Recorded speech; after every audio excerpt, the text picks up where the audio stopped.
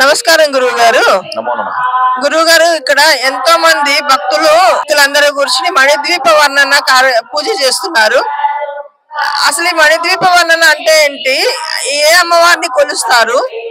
మణిద్వీప వర్ణన పూజ చేస్తే మనకు అమ్మవారి ఫలితం ఎలా వస్తుంది? ఏ ఏ సందర్భాలలో మణిద్వీప వర్ణన పూజ చేసుకోవాలి? కొంచెం మా ప్రేక్షకులకు వివరించండి గురుగారు. ఇక్కడ ఇది చతుర్దశ వార్షిక బ్రహ్మోత్సవాలు జరుగుతూ ఉన్నాయమ్మా. పంచాయతన ఉమామహేశ్వర స్వామి దేవాలయం, ఇది సరూర్ నగర్, హైదరాబాద్ లో. హంపి విరూపాక్ష పీఠం విద్యారణ్య మహాసంస్థాన సంచాలితంగా 750 సంవత్సరాల క్రితం అతి పురాతనమైన శైవధామం. ఇక్కడ ఎక్కడా లేని విధంగా మనకి భువనేశ్వరి అమ్మవారు ప్రతిష్ఠితమై అనుగ్రహాన్ని ఇస్తుంది.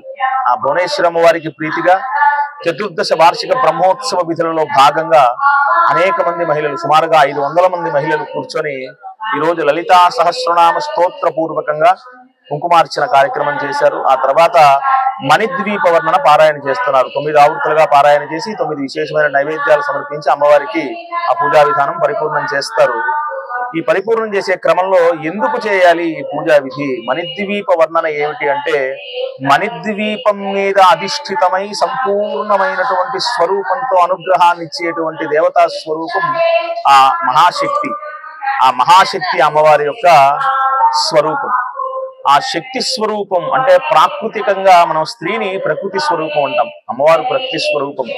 అమ్మవారు మహాకాళి, మహాలక్ష్మి, మహాసరస్వతి స్వరూపంగా, మా ఆదిశక్తి స్వరూపంగా మణిద్వీపం మీద కూర్చొని సుప్రతిష్ఠితమై అనుగ్రహించేటువంటి ఆ స్వరూపాన్ని వేడుకునేటువంటి ప్రక్రియ.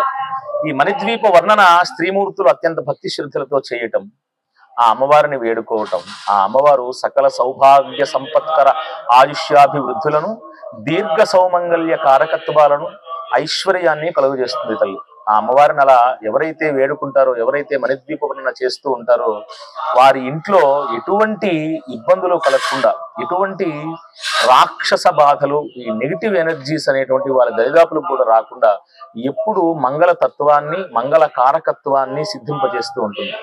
కాబట్టి ప్రతి ఇంట్లో కూడా ముత్తైదువు కనీసం ఉదయం లేచిన తర్వాత స్నానం ఆచరించి పంచమాంగల్యములను ధరించి ఎవరైతే కనీసం దీపారాధన చేసి ఆ గౌరీ స్వరూపాన్ని వేడుకుంటారో, ఆ అమ్మవారు ఎప్పుడు కూడా సౌభాగ్యాన్ని రక్షిస్తూ ఉంటుంది. సౌభాగ్యాన్ని రక్షించడం అంటే బయటికి ఏదో పని మీద వెళ్ళిన భర్తని కూడా అనేక విధములైనటువంటి ప్రమాదాలు పొంచి ఉన్న ఈ ఇంట్లో చేసేటువంటి అమ్మవారి దేవతారాధన కాసేస్తూ ఉంటుంది, రక్షణనిస్తూ ఉంటుంది. ఆ మనిషి పక్కనే అమ్మవారి స్వరూపం అలా వెళ్ళి అతనికి కలిగేటువంటి పెద్ద ప్రమాదాన్ని నివారించి తన సౌభాగ్యాన్ని రక్షించి దీర్ఘ సౌమంగళ్య కారకత్వాన్ని ఆ స్త్రీమూర్తికి అందజేస్తూ ఉంటుంది.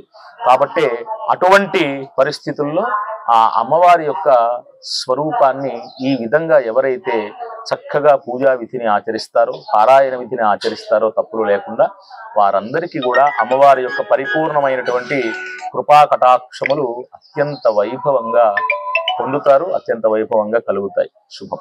మన ఛానల్లో ప్రసారమవుతున్న అన్ని భక్తి కార్యక్రమాలు మరియు ఇతర కార్యక్రమాల లింకు మీ మొబైల్కి రావాలి అనుకుంటే డిస్క్రిప్షన్లో ఉన్న మా వాట్సాప్ గ్రూప్లో జాయిన్ అవ్వండి. అన్ని భక్తి కార్యక్రమాలు మిస్ కాకుండా వీక్షించండి. ఆ భగవంతుని కృపకు, కరుణకు పాత్రులవ్వండి. మా కార్యక్రమాలను వాట్సాప్ గ్రూప్లోను, టెలిగ్రామ్ గ్రూప్లోను మరియు ఫేస్బుక్ పేజ్లోను కూడా వీక్షించవచ్చు.